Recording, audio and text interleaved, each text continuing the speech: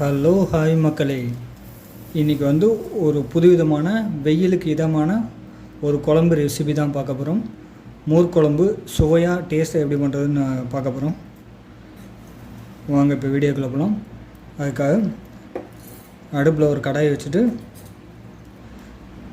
அதில் தேவையான அளவு ஒரு 2 டேபிள் ஸ்பூன் அளவுக்கு ஆயில் சேர்த்துக்கலாம். மக்களை பாருங்கள், இப்போ எண்ணெய் வந்து நல்லா சூடாயிருச்சு. இந்த டைமில் நம்ம நறுக்கி வச்ச வெள்ளரிக்காயை வந்து சேர்த்துக்கலாம். இன்றைக்கி வந்து மோர் குழம்பு வெள்ளரிக்காயை வச்சு தான் நான் செய்ய போகிறேன். நல்லா ஒரு டேஸ்ட்டாகவும் சூப்பராகவும் இருக்கும். வெள்ளரிக்காயை ஆட் பண்ண உடனே கூடவே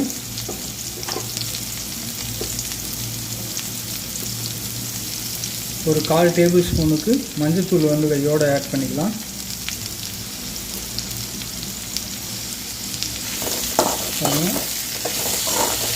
மஞ்சள்தூள் ஆட் பண்ணிவிட்டு இதை நல்லா எல்லாம் மிக்ஸ் ஆகிற மாதிரி நல்லா கிண்டி விட்டுக்கலாம்.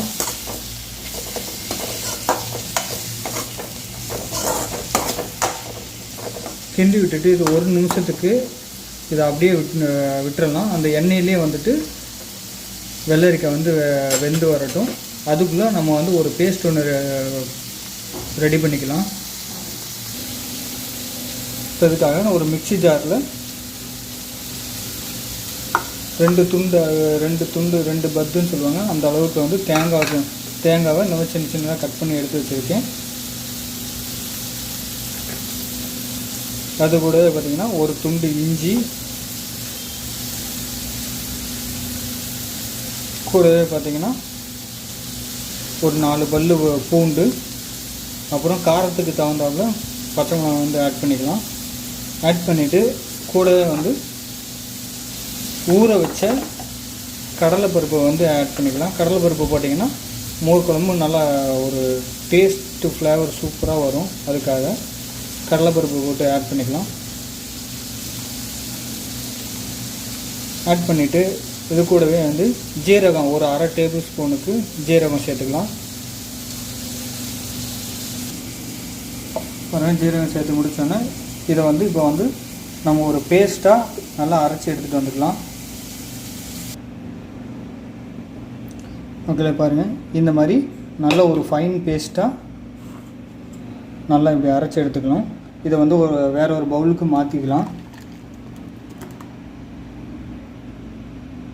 மாற்றிட்டு இதுலேயே வந்து தயிரை வந்து ஒரு ஓட்டி நல்லா எடுத்துக்கலாம். தயிரையும் அடித்து எடுத்துக்கலாம் மிக்ஸி ஜார்லேயே. பாருங்கள், அதே ஜாரில் தயிர் வந்து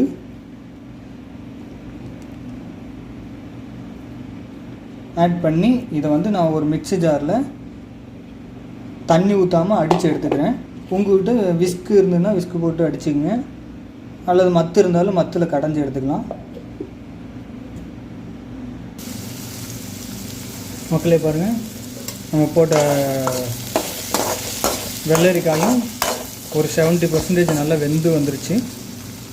இப்போது இது கூடவே இந்த டைமில் நம்ம அரைச்சி வச்ச அந்த கடலை பருப்பு தேங்காய் விழுது இருக்குது பார்த்திங்களா, அதை வந்து ஆட் பண்ணிக்கலாம். சேர்த்துட்டு குழம்பு வந்து கெட்டியாக பாருங்கள், கெட்டியாக இருக்குது. இந்த டைமில் இதை ஆல்ரெடி மிக்ஸி ஜார் கழுவி எடுத்து வச்சுருக்கிறேன். அந்த தண்ணியவே நான் வந்து ஆட் பண்ணிக்கிறேன். கொஞ்சம் போல் தண்ணி குழம்புக்கு தேவையான தண்ணி வந்து ஆட் பண்ணிக்கலாம். ஆட் பண்ணிவிட்டு இதை நல்லா ஒரு மிக்ஸ் பண்ணி விட்டுக்கலாம். மிக்ஸ் பண்ணி விட்டுட்டு இது ஒரு கொதி வர வரைக்கும் நம்ம வெயிட் பண்ணுவோம் மக்களே.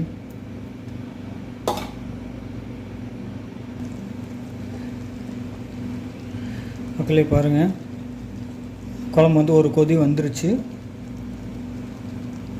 இந்த டைமில் நம்ம குழம்புக்கு தேவையான உப்பு வந்து சேர்த்துக்கலாம்.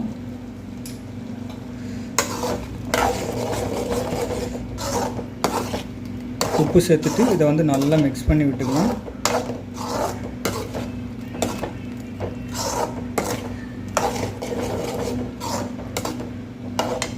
மிக்ஸ் பண்ணி விட்டுட்டு நம்ம வந்து அடுப்பு ஆஃப் பண்ணிடலாம். ஆஃப் பண்ணிவிட்டு இதுக்கு தாளிப்பு வந்து ரெடி பண்ணிக்கலாம். வாங்க தாளிப்பு போட்டுடலாம். மக்கள் இப்போ தாளிக்கிறதுக்காக நான் ஒரு சின்னதாக தாளிப்பு கரண்டி வச்சுக்கிறேன். வச்சுட்டு அதில் வந்து ஒரு சின்ன சைஸ் அளவுக்கு ஒரு 2 சின்ன வெங்காயத்தை இந்த மாதிரி நறுக்கி கட் பண்ணி வச்சுருக்கேன். அதை வந்து சேர்த்துக்கிறேன். சேர்த்துட்டு கையோட வரமிளகாய் வந்து சேர்த்துக்கிறேன். சேர்த்ததும் கூடவே இதுக்கு வந்து தேவையான அளவு வந்து நம்ம ஆயில் சேர்த்துக்கலாம்.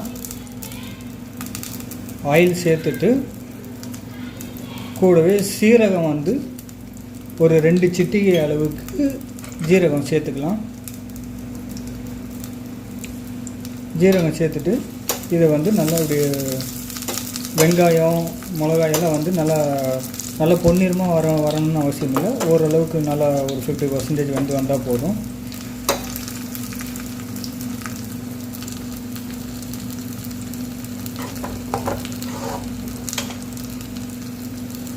பாருங்கள், தாளிப்பு வந்து இப்போ ரெடி ஆகிட்டுருக்கு. இந்த டைமில் நம்ம மோர் மிக்ஸி ஜாரில் மோர் அடித்து வச்சோம்ல, அந்த மோரை வந்து இந்த வெள்ளரிக்காய் வேக வச்சோம்னா அதனுடைய நம்ம மிக்ஸ் பண்ணிக்கலாம். நல்லா மிக்ஸ் பண்ணி விட்டுட்டு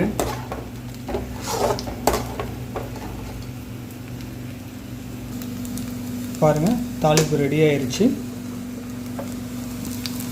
இந்த தாளிப்பு வந்து தேங்காய் எண்ணெயில் வந்து நீங்கள் தாளிப்பு போட்டிங்கன்னா நல்ல மணமாகவும் டேஸ்ட்டாகவும் இருக்கும். தாளிப்பை வந்து மேலாப்பில் ஊற்றி அப்படியே நம்ம தாளித்து விட்டுக்கலாம்.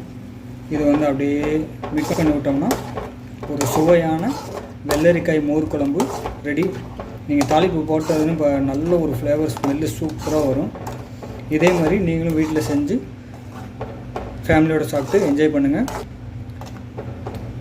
சேனலை சப்ஸ்கிரைப் பண்ணுங்கள், ஷேர் பண்ணுங்கள், லைக் பண்ணுங்கள் மக்களே. ஒரு சிம்பிளான சுவையான மோர் குழம்பு ரெடி. தேங்க்யூ.